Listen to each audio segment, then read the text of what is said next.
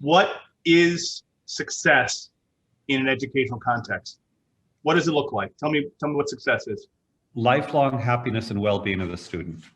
The Greeks said, "Judge no man happy till he dies." My ideal, I've thought a lot about evaluation, program evaluation. My ideal program evaluation is happiness and well-being of our students decades down the road. Obviously that's hard to get, but happiness and well-being up to say 21, 22. And I would love to track happiness and well-being of our students for as long as possible. Wow. How would that work on a multiple choice test though, Michael? It's a state issue, multiple choice.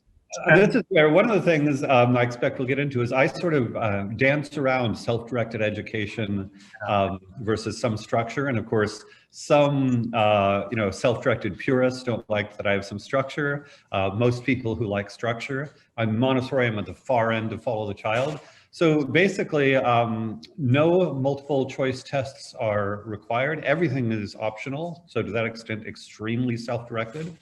We do coach students. Most students, I would say 80 to 90% of our students want to go to college. Hey, if you want to go to college, it's useful to do well on the SAT and a few AP exams. Hey, we should, if this is an option, but as much as possible, get them, do you want to go to college or not? If you want to go to college, what kind of college?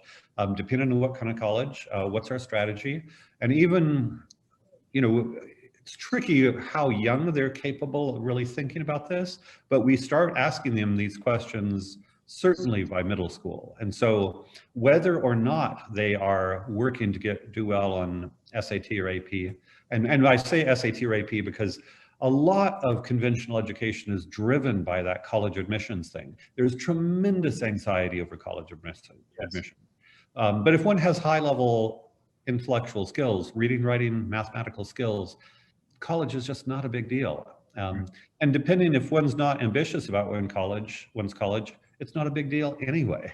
So basically, if you have students who read and write well, and then, I would say the math is trickier because some students love math, and for them, I say there's no such thing as too much math.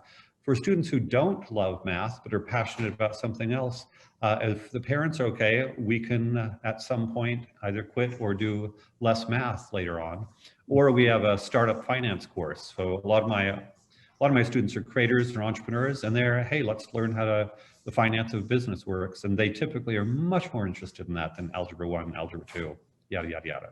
Great.